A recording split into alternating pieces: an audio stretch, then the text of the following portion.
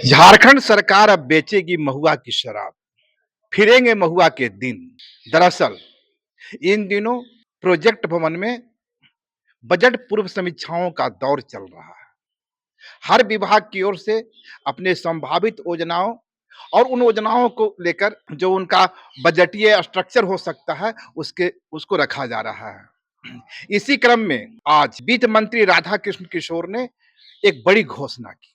उन्होंने कहा कि राजस्व का संग्रह एक बड़ी चुनौती है और इस चुनौती चुनौती से निपटने के लिए महुआ का शराब एक अच्छा साधन हो सकता है। यदि सरकार महुआ का शराब एक अच्छी क्वालिटी का शराब बाजार में उपलब्ध करवावे तो इसकी मांग बढ़ेगी और इसके साथ ही लोगों की आजीविका भी बढ़ेगी और लोगों के बेहतर शराब भी मिलेगा।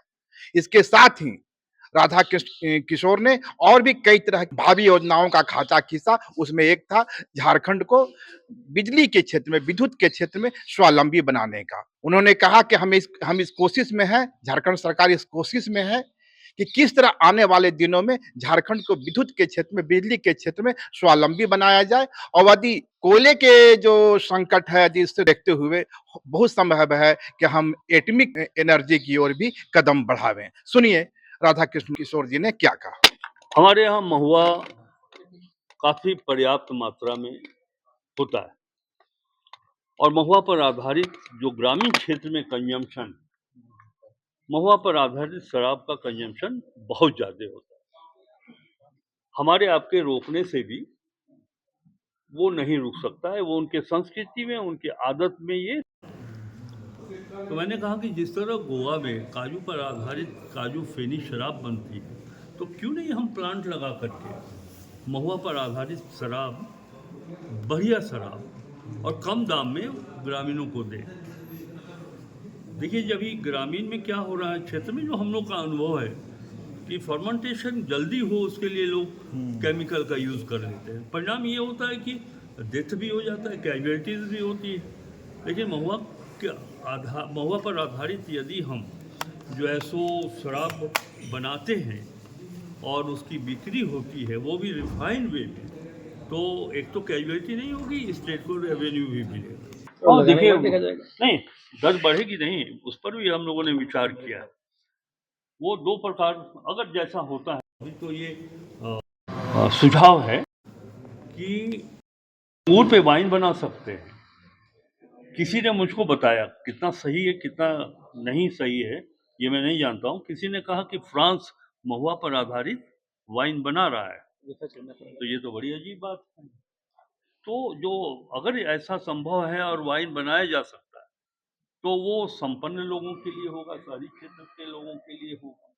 लेकिन जो ग्रामीण क्षेत्र के लोग उपयोग करते हैं, जिस दर पर कुछ आगे पीछे करके वो उनको दिया जाएगा। ये राजस्व की बात तो बाद में होगी, दर की बात बाद में होगी कि वो जो कंज्यूमर है हमारे ग्रामीण क्षेत्र में, गरीब है, तो उनके जेब इस बात के लिए इजाजत कितना देते हैं उसका भी विचार करेंगे हम लोग। प्रथम पाली में उत्पाद विभाग, भू राजस्व विभाग, परिवहन विभाग और ऊर्जा विभाग के अधिकारी शामिल हुए। इन लोगों ने इन क्षेत्रों के एक्सपर्ट्स ने अपनी राय दी है और संबंधित विभाग के अधिकारियों ने भी कहा है कि जो महत्वपूर्ण सुझाव आए हैं उस पर राज्य सरकार और संबंधित विभाग उस पर काम करेंगे। कुछ महत्वपूर्ण विषय पर चर्चा हुई है, जैसे रोड डेंसिटी को कैसे हम बनाएं, खासकर नेशनल हाईवे जो हमारा पर 1000 स्क्वायर मीटर पर जो नेशनल एवरेज है, उसकी अपेक्षा झारखंड में सड़कों की कमी है।